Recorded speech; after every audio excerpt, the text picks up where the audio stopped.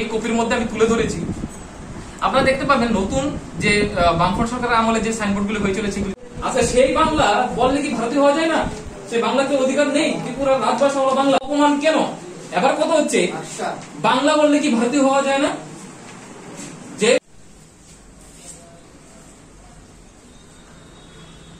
12 দফা দাবির ভিত্তিতে আমাদের আজকের এই সাংবাদিক সম্মেলন। তো 12 দফার ভিত্তিতে যে মূল যে বিষয়টা এখানে রয়েছে, আমাদের যে ভারতের দ্বিতীয় বৃহত্তম ভাষা এবং ত্রিপুরার প্রধান সরকারি ভাষা যে বাংলা, সেই বাংলা ভাষার ব্যবহারিক প্রয়োগ এবং কাজের ভাষা বঞ্চিত হচ্ছে এবং পরিকল্পিতভাবে কেন্দ্রীয় সরকার থেকে শুরু করে রাজ্য সরকার সেটাকে শেষ করে দিতে চাইছে। তো এই শেষ তো আমরা হতে দেবো না, কারণ আমাদের মায়ের ভাষা, আমাদের ত্রিপুরার প্রধান সরকারি ভাষা, সেটা রাজমহলের ভাষা, এটা আমরা শেষ হতে দেবো না। তাই বিভিন্ন ক্ষেত্রে আমাদের জন্য এই বাংলা ভাষার পূর্ণ মর্যাদা পায় তার ভিত্তিতে। এবং আরেকটা দাবি রয়েছে, সেটা এই যে কোভিড পরিস্থিতিতে যে চিকিৎসা ব্যবস্থার যে মারাত্মক পরিস্থিতি, মানুষ ভয়ে হাসপাতালে যাচ্ছে না, আপনারা দেখতে পাচ্ছেন, আপনাদের মাধ্যমেই উঠে আসছে বিভিন্ন তথ্যগুলো, বাইরে প্রসব করছে, অক্সিজেনের অভাবে মারা যাচ্ছে, এই যে বিভিন্ন ধরনের পরিস্থিতি চলছে, আজকে এই অব্যবস্থার জন্য আজকে কিন্তু করোনা আক্রান্তের আগেই অনেকে মারা যাচ্ছে, ভয়ে মারা যাচ্ছে, বিনা চিকিৎসায় মারা যাচ্ছে। এই অব্যবস্থা অবিলম্বে দূর করার জন্য আমরা রাজ্য সরকারের কাছে আবেদন জানাচ্ছি। এবং পাশাপাশি আপনাদেরকে বলে রাখি যে আসন্ন যে নিট পরীক্ষা শুরু হয়েছে এবং যে অ্যাডভান্স পরীক্ষা হবে, সেই প্রশ্নপত্রে যেন বাংলা ভাষা প্রশ্নপত্র করা হয় এবং উত্তর লেখার জন্য বাংলা ভাষার অধিকার দেওয়া হয়। এবং আইএএস এবং আইপিএস সর্বভারতীয় যে পরীক্ষা রয়েছে সেগুলির জন্য বাংলা ভাষাতে অবশ্যই তার অধিকার দেওয়া হয়, কারণ বাংলা হলো ভারতের দ্বিতীয় বৃহত্তম ভাষা এবং বাংলাতেই ভারতের রাষ্ট্রীয় গান রচিত, রাষ্ট্রীয় সঙ্গীত রচিত এবং দেশনায়ক নেতাজি সুভাষচন্দ্র জাতির ভাষা হলো এই বাংলা। এবার আপনারা জানেন যে কোভিড পরিস্থিতিতে একক সিদ্ধান্ত যেগুলি আছে, যে বিতর্কিত এবং স্পর্শগত যে সিদ্ধান্ত আছে, সেগুলি কিন্তু এককভাবে নিতে পারে না, যেগুলি যৌথ সিদ্ধান্ত কেন্দ্র সরকার এককভাবে নিতে পারে না।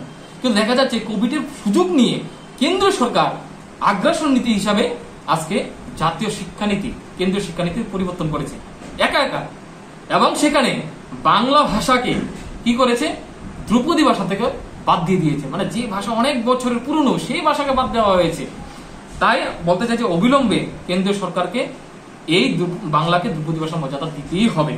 এবং পাশাপাশি আপনারা দেখতে পাচ্ছেন ত্রিপুরা যে রেল, এবং যেটা আমরা বলতে ভুলে গেছি, আপনাদের মাধ্যমে তুলে ধরতে চাইছি, যে দেখা যাচ্ছে যে কোভিড বার্তা আপনারা দেখবেন, আপনারা যে মোবাইলে কোভিড বার্তা দেয়, অনেকক্ষণ ধরে কোভিড বার্তা দেয়, এবং এফএম, তারপরে যে মোবাইলের বার্তা যেগুলি আসে, সেই বার্তাতে আপনারা দেখবেন কলকাতা যদি আপনি ফোন করেন, পশ্চিমবঙ্গে যদি ফোন করে বা গুয়াহাটিতে যদি আপনি ফোন করে, সেখানে গুয়াহাটির ভাষা বলবে, অহমিয়া বলবে, কলকাতার অহমিয়া সেখানে আপনার মোবাইলের যে বার্তা সেখানে আসবে। কিন্তু ত্রিপুরার ক্ষেত্রে হয় ইংলিশ না হয় হিন্দি।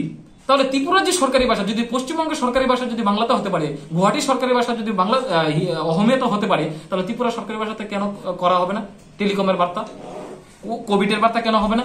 তাহলে এটা সবাই বুঝতে পারে, জনসাধারণের জন্য। কিন্তু দেখা যাচ্ছে সেগুলি বঞ্চিত। এবং ত্রিপুরাতে আপনারা জানেন এফএম রেডিও চালিত হয়েছে, সেখানে দেখা যাচ্ছে সঞ্চালন এবং গান সবচেয়ে বেশি হিন্দিতে হয়। কেন বাংলা গান নেই? বাংলা গান অ্যাভেলেবেল নেই, হিন্দিতে আপনারা বাজান বা অন্য গান বাজান, এটা আমাদের কোনো সে নেই বা আমাদের কোনো আপত্তি নেই। কিন্তু আমাদের কথা হচ্ছে বাংলা গান বাজবে, ত্রিপুরার প্রধান সরকারি ভাষা যেটা বাজবে। কিন্তু দেখা যাচ্ছে সেখানে বঞ্চিত হচ্ছে। আমরা এই বঞ্চনা আমরা মারবো না, এটা কখনো হতে পারে না। কখনো আপনার দিল্লি বা উত্তরপ্রদেশে কখনো দেখেছেন যে বাংলা গান বেশি বাজতে? কখনো দেখেছেন সেখানে বাংলা সাইনবোর্ড হতে, রেলের টিকিট সেখানে বাংলা হতে? তাই যেদিন ওইখানে বাংলাতে সবকিছু হবে, আমরা এখানে মেনে নেব যে বাংলা কম হলে হবে, কিন্তু এটা কখনো হবে না, এটা আপনারা জানেন। কিন্তু কেন করা হচ্ছে, বঞ্চিত করা হচ্ছে? আমরা সমান অধিকার চাইছি, আমরা সাংবিধানিক অধিকার চাইছি, আমরা বাংলা কোনো নতুন অধিকার চাইছে না। এবার কথা হচ্ছে, আপনারা জানেন যে সবচেয়ে বেশি সমস্যার সম্মুখীন হচ্ছে আমরা ত্রিপুরা, বেকারদের নিয়ে সবচেয়ে সমস্যা। বেকারদের নিয়ে এমন একটা মারাত্মক মরণ খেলা চলছে, বামফ্রন্ট সরকারের আমলে চলছে, এখনো চলছে। এবং কাগজপত্রে বেকারের সংখ্যা কমিয়ে দেওয়া হচ্ছে, আসলে বাস্তবে কিন্তু তারা সে কর্মসংস্থান পাইনি, সরকারি কোনো চাকরি পাইনি, কর্মসংস্থানের যোগ্য কর্মসংস্থান পাইনি। কিন্তু গ্রাফ দেখাচ্ছে, বলা হচ্ছে যে ত্রিপুরাতে নাকি 7 লাখ বেকার, 6 লাখ 7 লাখ বেকার অটোমেটিকলি দেওয়া হয়ে গেছে চাকরি, বেকার তো কমে গেছে। এই যে ধরনের খেলা, হাস্যকর খেলা বেকারদেরকে নিয়ে করা হচ্ছে, এটা বন্ধ হোক আমরা চাইছি। এবং আপনারা জানেন একটা শিক্ষা শেষ হলে, আজকের এই যুব প্রজন্মরা শেষ করলে, শিক্ষা শেষ করলে যে তারা একটা কি শিল্পেতে ডুববে বা কর্মসংস্থান কি আছে সেটা সুযোগ নেই ত্রিপুরাতে। বামফ্রন্ট সরকার আমলে ছিল না, এখনো সেই ব্যবস্থা নেই, শুধু কেন্দ্রের কাছে হাত পাততে হচ্ছে।